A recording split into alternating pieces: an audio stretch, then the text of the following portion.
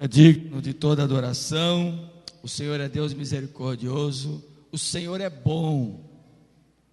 Mas o Senhor fala. E Ele usa da instrumentalidade daqueles a quem dispõe para o seu serviço. E nesta noite nos trará a palavra o reverendo Ronaldo Gomes. Ele é pastor da Igreja Presbiteriana de Piatã, presbitério de Ponte Nova. Ainda é o presidente lá? Não. É o presidente do presbitério? Não. E está conosco sua esposa, Dona Lídia, que é missionária, também está aqui, e o seu filho Isaías. Ele nos trará a palavra. Ele disse: pastor, eu estou de férias, estou sem paletó, não tem problema. Sim, a cunhada dele, Magnoneide, está aqui também, irmã de Dona Lídia. Então ele trará a palavra para nós nesta noite.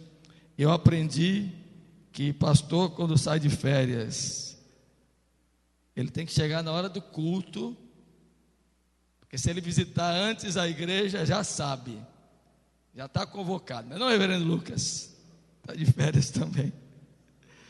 Então nós vamos passar a palavra ao reverendo Ronaldo, com alegria, um jovem pastor que tem sido instrumento nas mãos de Deus ali na Chapada Diamantina. Que Deus te abençoe, meu irmão, e use de sua instrumentalidade para nos abençoar.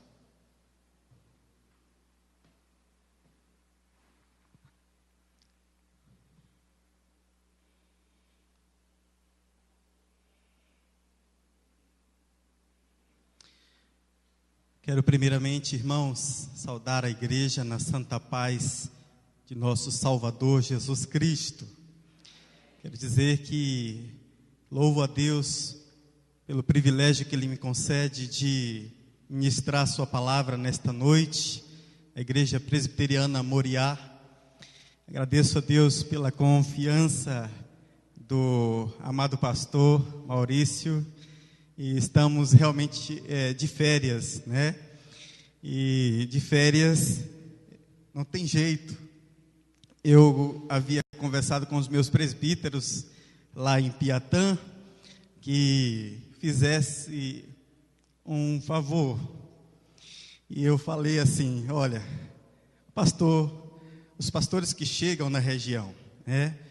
Falei para eles: irmãos, os irmãos estão agora encarregados de servir o Senhor, ministrando na casa do Senhor.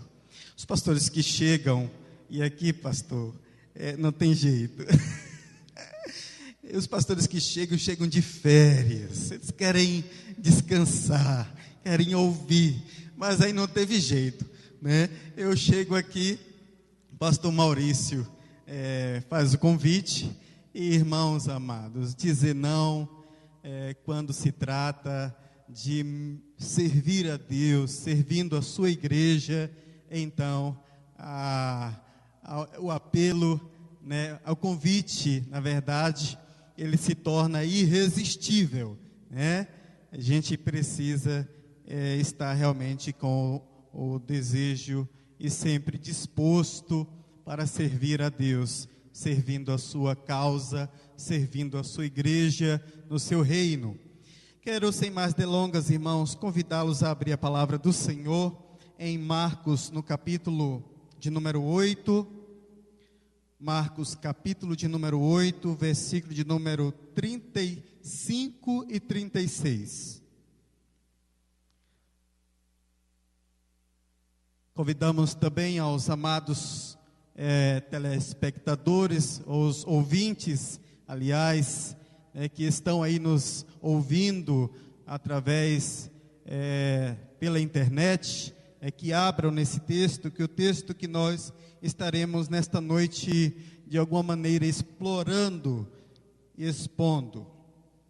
Marcos capítulo 8, versículo 35 e 36. Diz a palavra de Deus: quem quiser, pois, salvar a sua vida, perdê-la-á.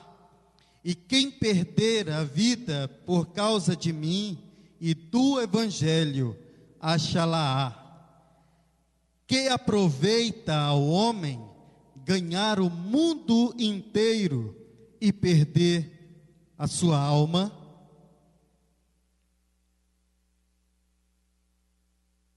Queridos, esse é um texto que nós costumeiramente utilizamos e aplicamos para aqueles que estão do lado de fora. Esse é o texto que nós aplicamos para os ímpios, para os pecadores, para aqueles que estão ou que já cruzaram a linha do desespero e que achamos nós, aliás, que não há mais solução do ponto de vista humano. Esse é o texto, irmãos, que muitos maridos, muitas esposas cristãs utilizam para com seus maridos renitentes, recalcitrantes, contumazes, porque não querem de forma alguma se dobrar aos pés da cruz e reconhecer a graça, reconhecer o poder de Deus, reconhecer que somente Jesus é o caminho, a verdade e a vida. Esse texto também é o texto que nós utilizamos, e muitos crentes utilizam, para aquele empresário, por exemplo, que anda no seu carro importado, que dirige um carro importado, que veste um terno italiano, empresários que andam numa vida para cima, progressiva, investindo de todas as maneiras na sua própria empresa, e de repente aquela crente chega para ele e diz assim, quando ele dá um vacilo, chega para ele e diz assim: o que adianta o homem ganhar o mundo inteiro e perder a sua alma? Mas, amados irmãos, o que esse texto tem a ver conosco nesta noite? O que ele tem a ver comigo? Na esfera do reino de Deus, eu como um pastor, reverendo Maurício, reverendo Péricles e outros, reverendo Lucas e outros, nós como pastores estamos nesse projeto de ganhar o mundo. A palavra de Deus diz: ide por todo o mundo e pregai o evangelho a toda criatura. Nós estamos nesse projeto de ganhar o mundo. Há outras pessoas que estão nesse mesmo projeto, esse mesmo objetivo de ganhar o mundo. Você olha, ainda quando vivo, Dr. Roberto Marinho estava no projeto de ganhar o mundo.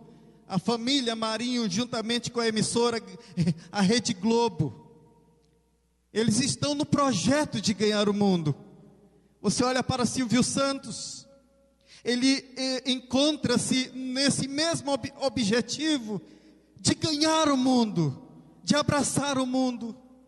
Você olha para um dos ícones do evangelicalismo brasileiro, Edir Macedo, ele está no projeto de ganhar o mundo. Você olha para a internet e você percebe que a internet abraçou o mundo.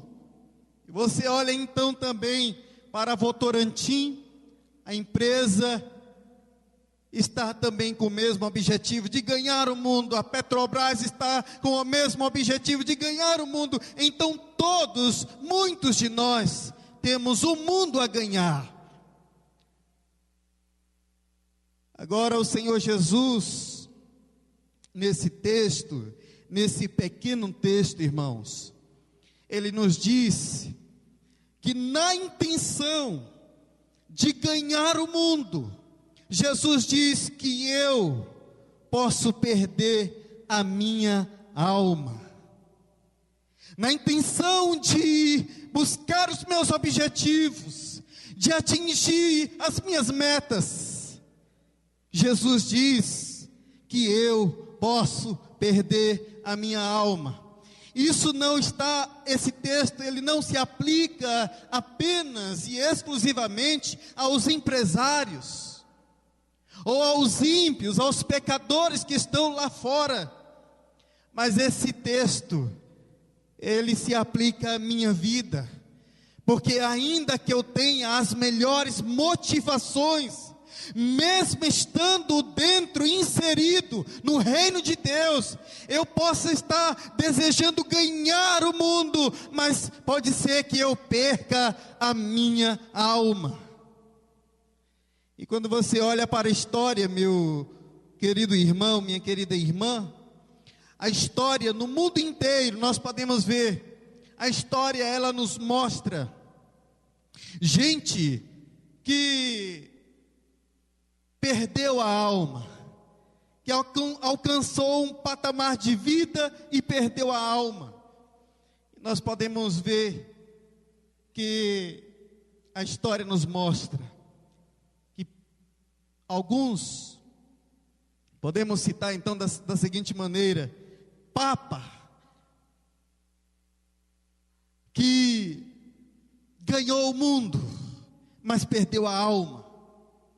Você pode ver na história gente que virou cardeal e perdeu a alma, que virou bispo e perdeu a alma, que virou diácono e perdeu a alma, que virou presbítero e perdeu a alma, que virou pastor e perdeu a alma, que se tornou membro da igreja visível de nosso Senhor Jesus Cristo e perdeu a alma, que se tornou presidente de sociedades internas dentro da nossa igreja e perdeu a alma, que se tornou presidente do presbitério e perdeu a alma, que se tornou presidente de sínodo e perdeu a alma. Então nós podemos ver gente que falava, que pregava, anunciava em nome de Deus e perdeu a alma, que dominou reinos e perdeu a alma, que teve o poder em suas mãos e perdeu a alma. Então todos nós estamos inseridos em um mundo absolutamente idólatra, absolutamente avesso aos padrões do cristianismo declarado nas Escrituras Sagradas. Todos nós, independente da nossa condição intelectual, independente da nossa condição financeira, independente da nossa condição social, em qualquer nível, meus irmãos, é muito possível que nós venhamos perder a nossa alma. Mas você então poderia fazer a pergunta: o que significa? O que quer dizer então? O que é a alma? A alma é a psique. A alma é a sede das emoções, dos prazeres, da intuição, da estética, do belo e do feio. A alma, irmãos, é esse lado que nós temos dentro de nós, por cujos canais viajam os sentimentos mais profundos, sentimentos de alegria, sentimentos dolorosos.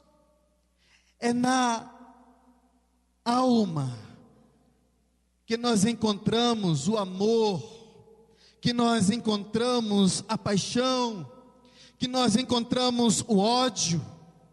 A alma é aquele lado que nós temos que liga a nossa materialidade absolutamente carnal e animal à nossa imaterialidade divina. Quando você sente algo tocar no seu corpo, na sua pele, esse tocar viaja pela nossa alma. Ou nós sentimos algo muito bom, ou nós sentimos algo muito ruim. Sem alma, nós somos apenas um corpo vazio, desertificado, que não se comunica com o mundo ao nosso redor. E é exatamente isso. Jesus diz: tome cuidado, em outras palavras, porque estando no projeto de ganhar o mundo, nós podemos perder a nossa alma. Mas então o que significa o mundo? A palavra mundo no Novo Testamento grego, irmãos. A palavra mundo, o Novo Testamento grego, ele designa essa palavra sobre 3 entes. O primeiro é que o mundo, nós temos o mundo como a criação, como o universo, como o cosmo natural. As coisas tangíveis e não tangíveis, criadas pelo nosso Deus, o Criador. Segunda expressão, a segunda forma de olhar e entendermos a palavra mundo, é que ele também, essa palavra pode ser designada para a sociedade humana, porque você encontra em Gênesis,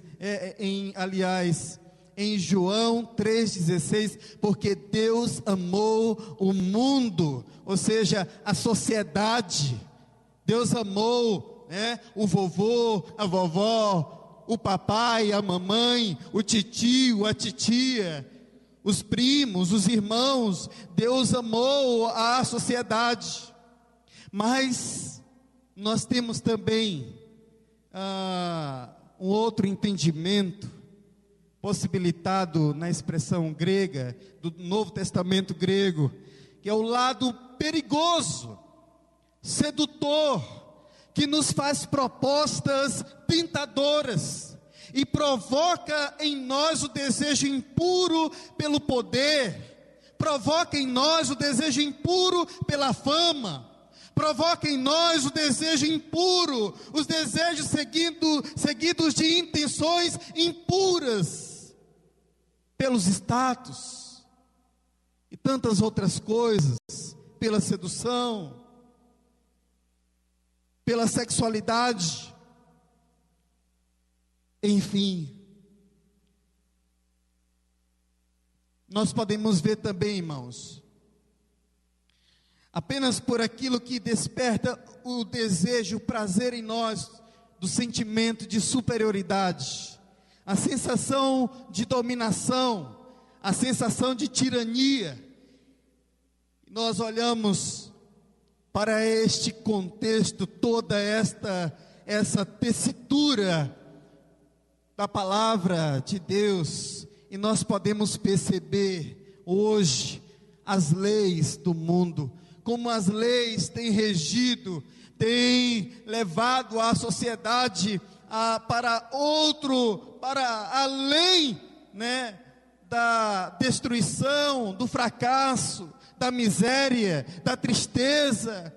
A bancarrota tem entrado, tem solapado a família brasileira, e não somente a família brasileira, como também a igreja, a família da aliança.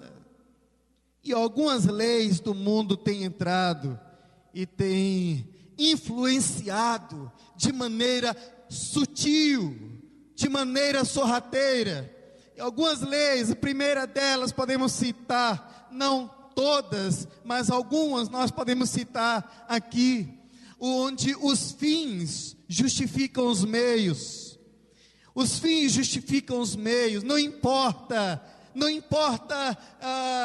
o meio ou os meios que eu utilizarei para alcançar o meu objetivo, não importa. O que importa é que eu tenho que alcançar. Não importa se pisando em alguém, não importa se negociando as escrituras, não importa se negociando os princípios e valores da palavra de Deus. O que me importa é que eu tenho que atingi-los. Essa é uma das leis que rege o mundo hoje.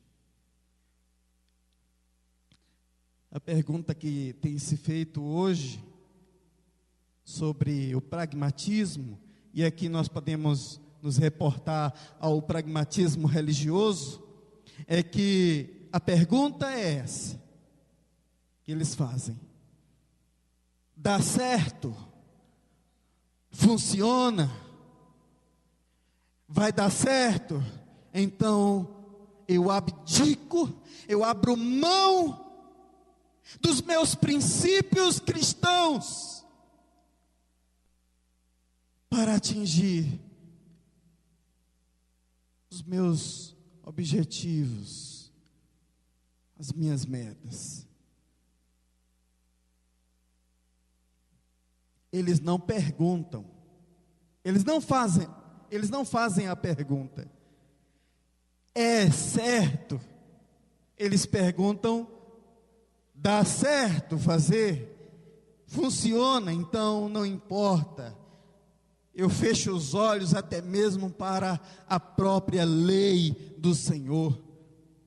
Eu quebro até mesmo a lei do Senhor para atingir os meus objetivos. E isso tem adentrado, irmãos, sutilmente na nossa própria vida como cristãos.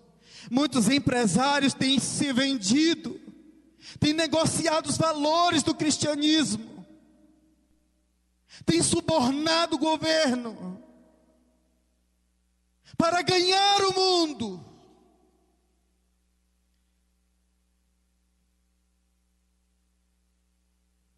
Nós vemos também muitos cristãos nos nossos dias negociando seus princípios com relação a avaliações, a provas, e colam pescando, negociando os seus valores cristãos, cristocêntricos. Então esse é uma das leis que rege o mundo hoje e que tem influenciado a igreja. Podemos dizer uma outra lei, que diz assim, que você é o centro de todas as coisas.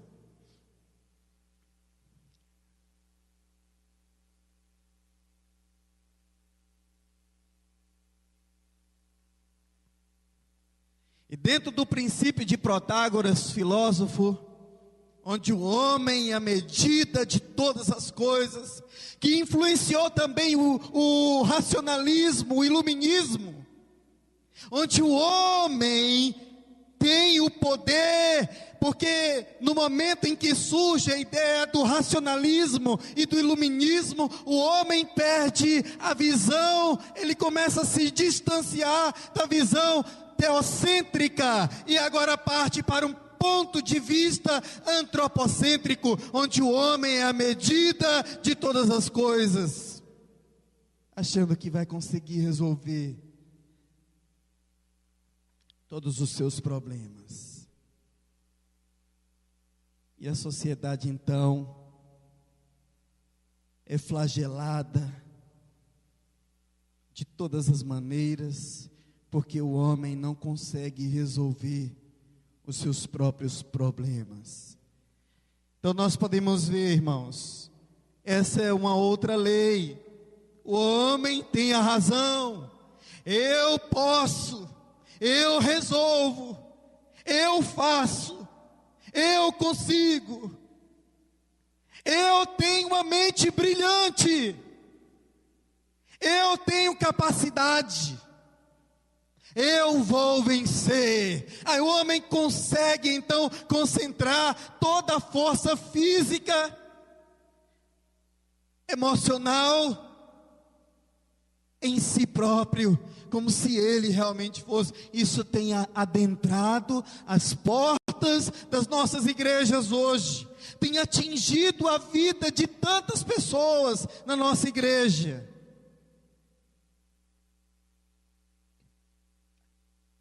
Há um ditado que diz assim: a soberba precede a ruína. Então essa lei diz que você é a medida de todas as coisas, e todas as coisas que gravite em torno de você, do seu universo, está mal situada no universo. Não pode. Muitas vezes, irmãos, nós queremos que o nome seja projetado, nós queremos que os holofotes estejam voltados para nós, nós queremos arrancar os aplausos do homem, mas quando nós olhamos para a vida do nosso Senhor, de nosso Senhor Jesus, em nenhum momento da sua história, se você ler a biografia de Jesus, em nenhum momento você vai ver Jesus buscando a glória de homens. Importa somente fazer a vontade de Deus. Mas muitas vezes, irmãos, mesmo com as melhores motivações, buscando fazer a vontade de Deus em alguma área na igreja, é possível que nós venhamos perder a nossa alma. Nós encontramos hoje no mundo, ainda encontramos em alguns lugares, mas na região interiorana, um pensamento errado no mundo evangélico, que diz que o mundo, na verdade, podemos já afirmar que o mundo não tem nada a ver com o batom que as mulheres usam, porque eu acredito que os homens não usam, né, pastor? Não tem nada a ver com a saia, não tem nada a ver com o relógio que você usa, não tem nada a ver com o seu carro. Não, a ideia é essa. Isso, tempos atrás, pastor sabe muito bem disso, pastor Lucas também, os irmãos também sabem sobre isso. A ideia era essa: o mundo, o que há no mundo, tudo, o que tem no mundo. Então, dizer assim, ela é bonita, ela é do mundo, porque para Deus tem que ser feia. Era essa a visão dos nossos antepassados, dos irmãos há tempos atrás. Ele é bonito, ele é forte. Não, ele é do mundo. Porque para Deus tem que ser um graveto seco, magro, com a voz rouca, desgraçadamente subjugada. Ele, para ser de Deus, tem que ser dessa forma, magro. Não tenho nada a ver, não estou me referindo aos que são magrinhos, ou enfim, aos que são mais avantajados, assim como alguém que está falando, ou coisa assim desse tipo. Mas a ideia que soava tempos atrás era essa: para ser, ele é forte, então para ser de Deus ele tem que ser feio, magro, baixo, retrógrado e alienado. Ele tem que ser sem cultura. Tem cultura. Então ele não é de Deus. Não existe isso. Não tem nada a ver. E aí, irmãos, nós vivemos então nessa tensão. É uma tensão terrível. E agora, para manter uma vida santa, reta e irrepreensível diante de Deus, na verdade, viver esse desafio dentro dessa tensão, de saber que a vontade de Deus é que eu não seja um apatetado, é que eu não seja um subjetivista, sem nenhuma capacidade de decidir, de opinar, de avançar.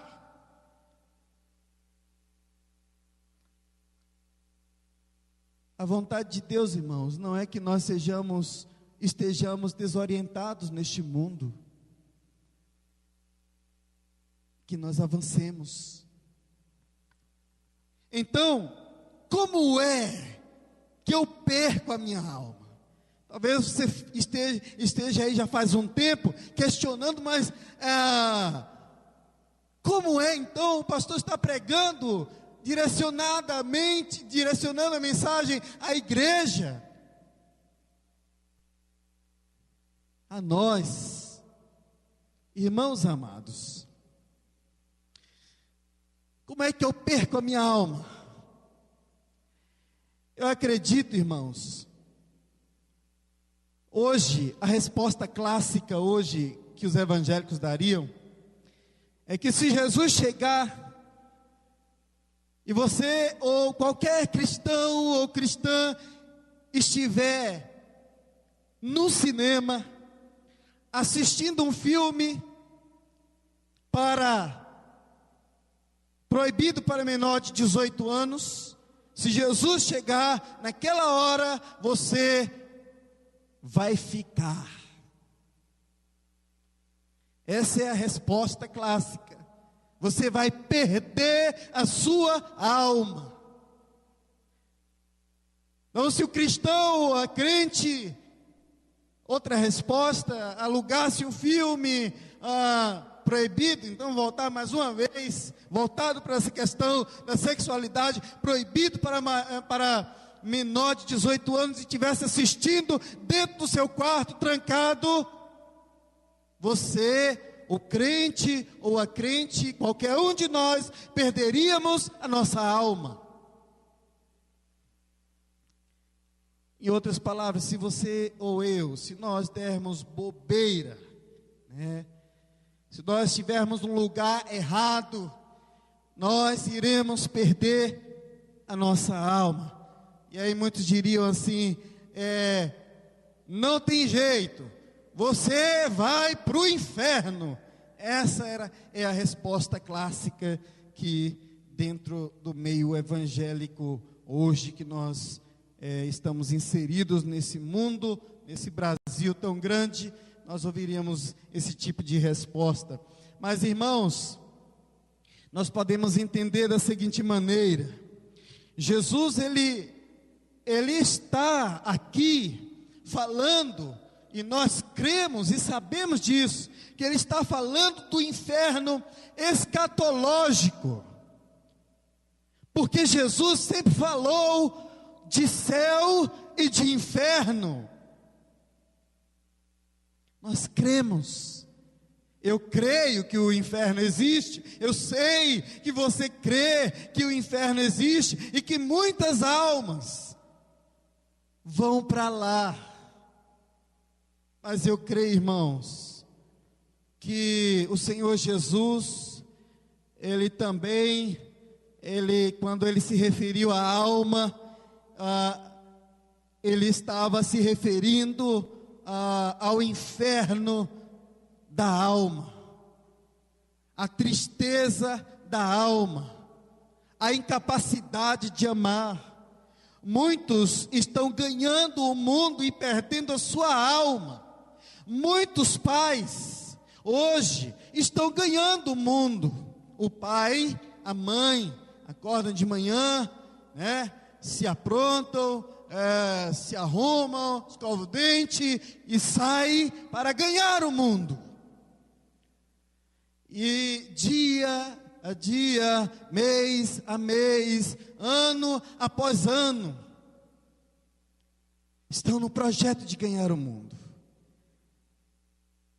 Mas a gente poderia fazer a seguinte pergunta: e isso que eles na verdade acabam substituindo presença por presentes, caindo nesse erro terrível.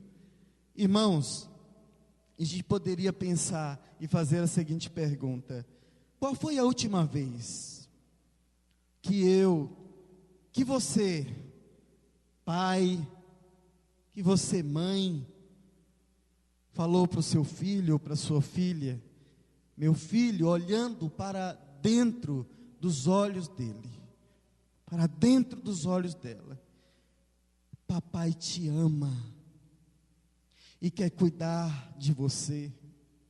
Enquanto Deus me conservar vivo, eu vou cuidar de você, eu vou cuidar da sua vida.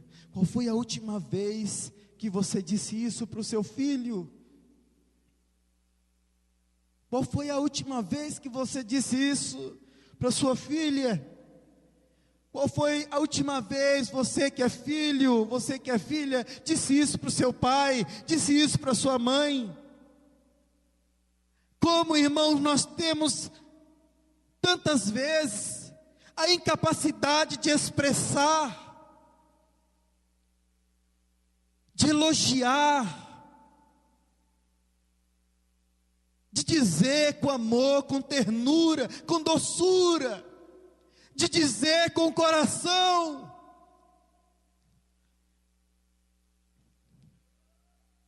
E nós encontramos pessoas dentro de nossas igrejas hoje, homens, que faz um tempo que já não choram. Talvez chorou no dia da morte de um ente querido, e deu trabalho, foi difícil para ele chorar, porque ele quis manter a fortaleza, para que ninguém percebesse. O choro da alma, chorar com o coração, pelas calamidades de tantas pessoas, de tantos irmãos, de tantas drogas no nosso país, de tantas famílias que estão perdidas por aí. Qual foi a última vez que você chorou diante de Deus? Qual foi a última vez que desceu lágrimas dos seus olhos?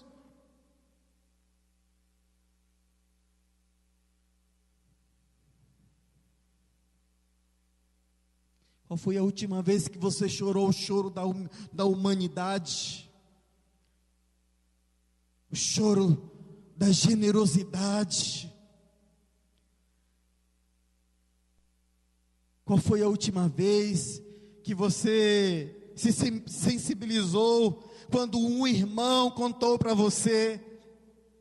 Muitas vezes hoje nós estamos tão abarrotados, tão cheios de tantas coisas para fazer, tão egoístas tantas vezes, que ao alguém, o irmão, contar alguma coisa para nós, nós ouvimos o sofrimento do irmão ou da irmã, e às vezes lembramos de orar.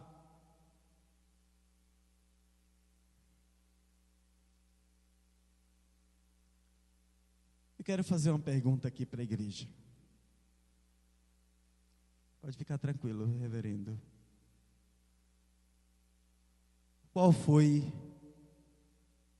aliás, melhor, você já escreveu uma poesia?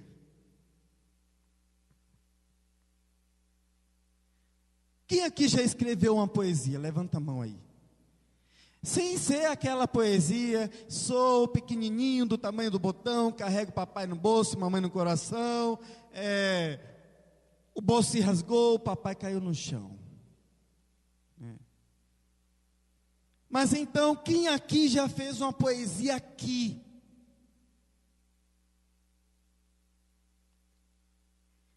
E guardou. Quem já fez uma poesia aqui? Talvez você não queira levantar a mão. Irmãos, como muitos de nós encontram-se vazios, nosso coração encontra-se vazio, seco, árido, como um deserto. Estamos vazios. Muitas vezes nós expressamos isso até mesmo através das nossas orações. Quando oramos, quem sabe lá, utilizando palavras pomposas, requintadas, para orar por um enfermo.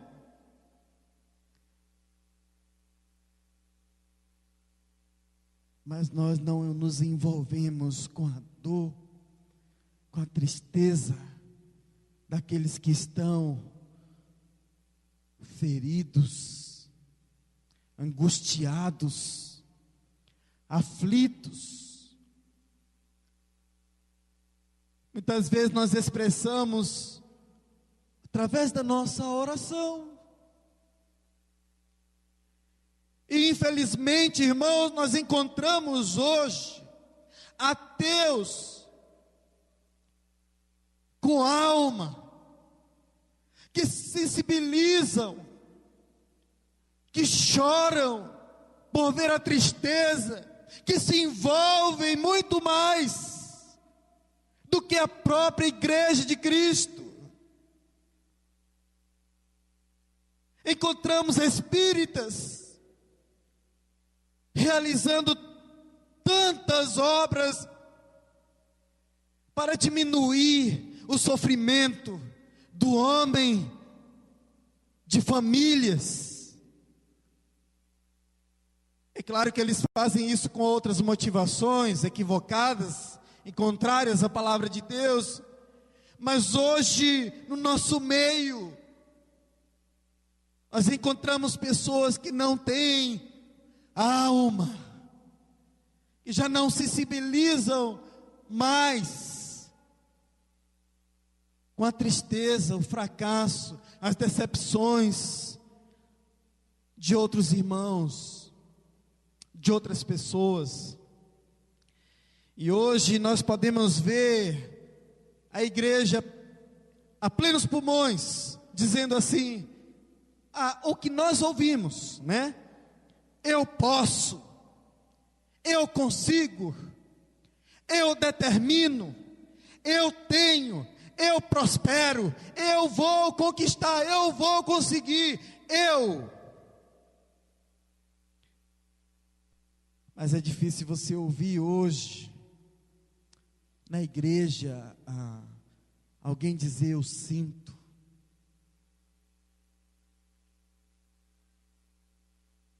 Eu sinto muito.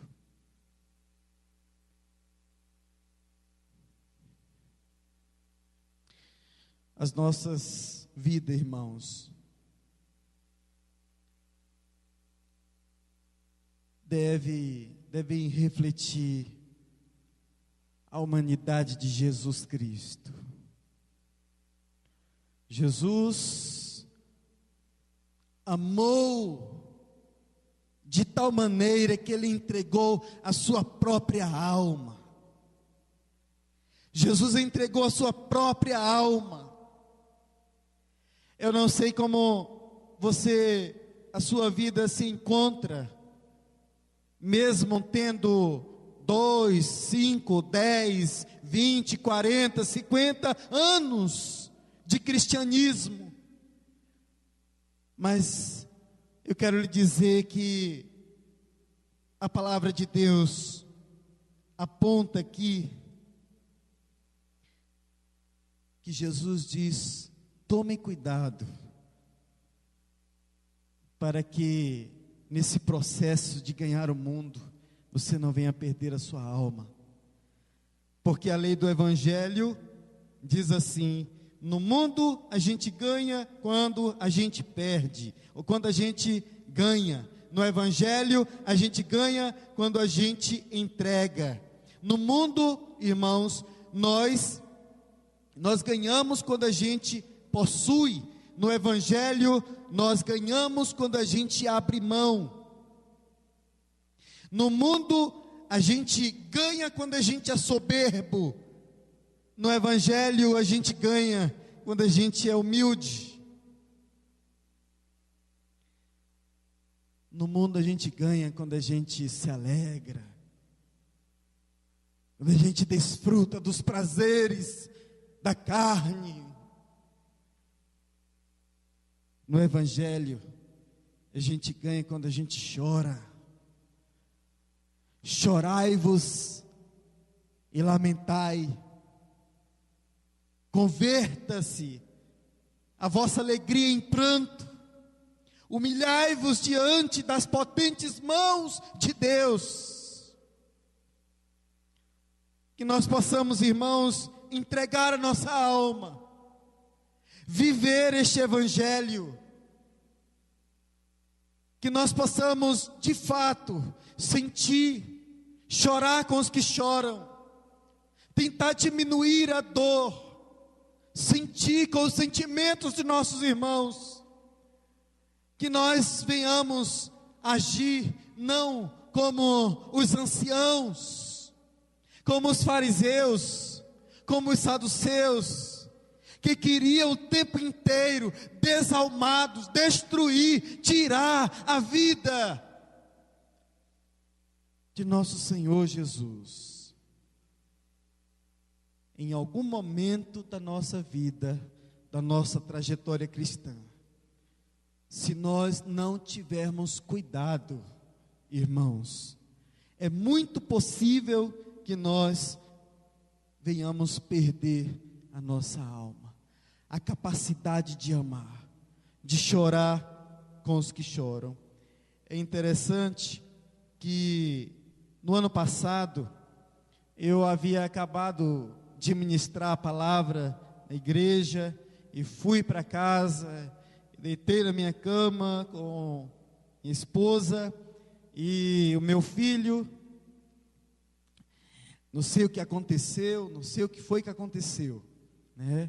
Às vezes os filhos gostam de ir para a cama do pai, o pai ensina, mas às vezes não tem jeito, o filho quer entrar no meio, o filho quer estar no meio, e a gente precisa ensinar os nossos filhos. Mas ele foi, por alguma razão ele foi, e eu já estava deitado, havia tomado banho, estava deitado, ele entrou no meio, e eu ainda falei assim: filho, é preciso você ir para a sua cama.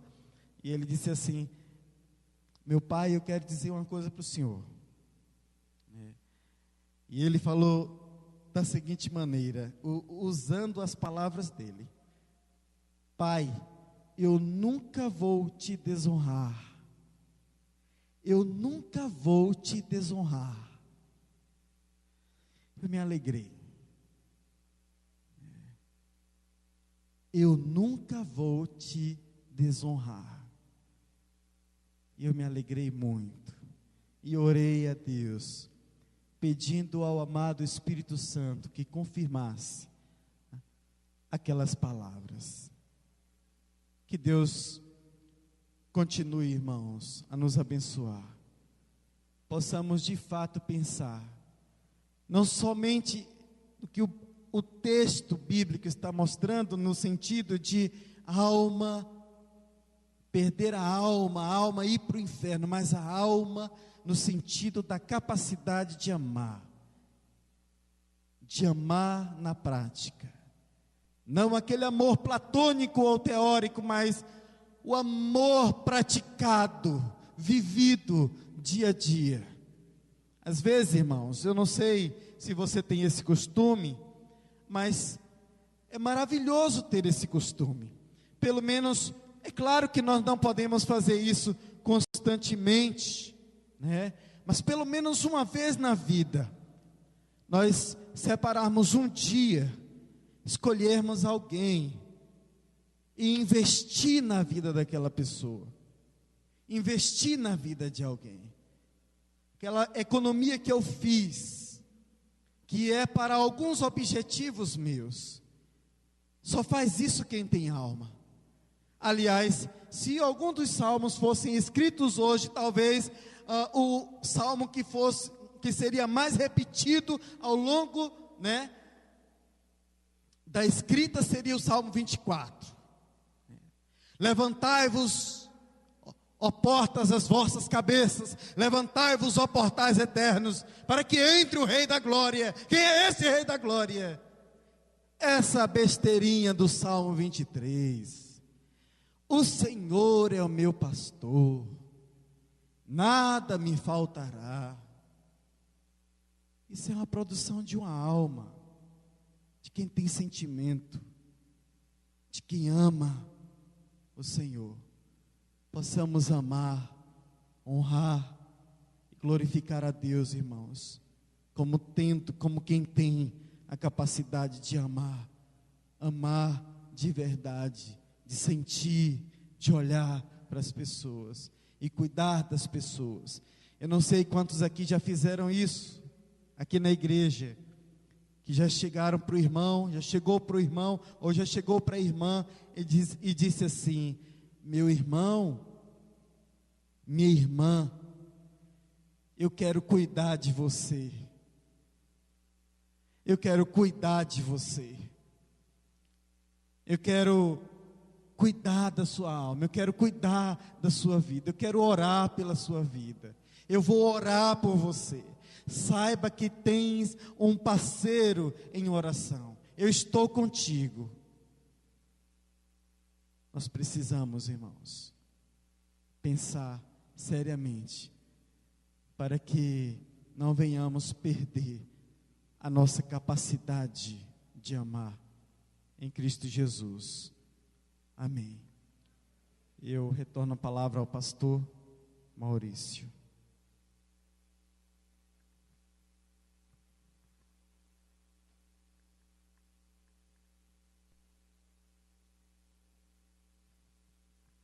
Vamos ficar de pé. Que você pense nesta noite, reflita sobre como você tem lidado com a sua alma e em que você tem investido a sua alma, e que volte-se para o Senhor e para a glória dele viva a sua existência. Amém? Nós vamos cantar um cântico para encerrar e orar ao Senhor. E enquanto a gente canta, você pensa. O pastor falou uma palavra de exortação, de admoestação. E nesse tempo onde nossos valores estão tão invertidos, mais do que nunca, é bom pensarmos se estamos ganhando ou perdendo, se o mundo ou o evangelho são mais importantes, as coisas de Deus, as pessoas, o seu reino, ou as coisas do mundo. Vamos cantar nesse instante. Quem quiser vir após mim, negue-se a si mesmo. Quem quiser me seguir, tome a sua cruz. O evangelho é renúncia mesmo. Quem quiser abnegação, vir após mim, deixar as coisas do mundo, ainda que esteja no mundo, você viva aqui. Me seguir, tome a sua cruz. Eu quero viver por ti, Jesus, por causa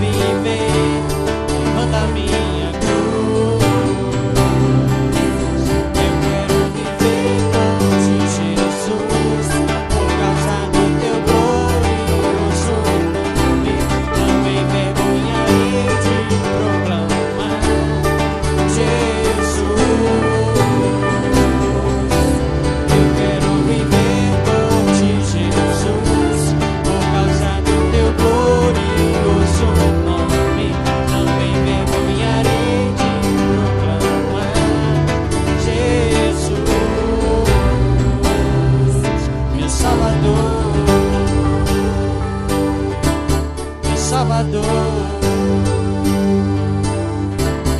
Salvador. Ó Senhor, que esta seja a nossa oração, meu Deus. Viver para te servir, para te agradar, mesmo estando no mundo, mas tendo a consciência que não somos do mundo. Permito, ó Deus, que pessoas sejam mais importantes que coisas, que o teu reino seja mais importante que os projetos, que a tua igreja seja mais importante que os valores do mundo. E dá, ó Deus, que a nossa alma pulse, se sensibilize, se emocione, se aperceba do outro e sobretudo do Senhor. Não deixe, ó Deus, não permita que esta força circundante ao nosso redor, tão determinante que é o mundo, encontre lugar em nosso coração, Senhor. E que aqui sejamos úteis a Ti, úteis aos outros, para que a nossa alma, ó Deus, não se perca no emaranhado das coisas passageiras e etéreas deste mundo, mas sim que nós finquemos e amarremos e ancoremos a nossa alma na segurança de vida que há em Cristo Jesus. Abençoa o teu povo aqui, abençoa o teu servo que nos trouxe a palavra, sua vida, seu ministério, sua família, e a cada um que aqui veio nesta noite, neste lugar, ou aqueles que ouviram esta mensagem. Que o Senhor trabalhe, como somente o Senhor sabe e pode trabalhar na mente e no coração de cada um. Despede-nos na tua paz. Concede-nos uma semana cheia de graça e cheia de experiências para viver aquilo que ouvimos nesta noite. Pedimos que o Senhor abençoe a família do Nelson, da Márcia, que eles e seus filhos, Ricardo e Micael, possam retornar ao seu local, a sua morada, a sua casa, com segurança. Cheguem em paz ali no Rio de Janeiro, guardados e protegidos pelo Senhor. Que despertem, crendo que o Senhor os acompanhará. É a nossa oração, pedindo que abençoe-nos, ó Senhor, nesta noite, ainda, com o coração cheio de gratidão a Ti. No nome de Jesus, Teu Filho amado, nosso bendito Salvador, que deu a sua vida para que pudéssemos ter vida. O Senhor nos abençoe. Amém. E que agora a graça bendita de Jesus, o amor de Deus o Pai e as doces consolações do Espírito Santo de Deus repouse sobre a igreja do Senhor aqui reunida nesta noite e sobre todo o povo de Deus espalhado pela face da terra, hoje e sempre. Amém.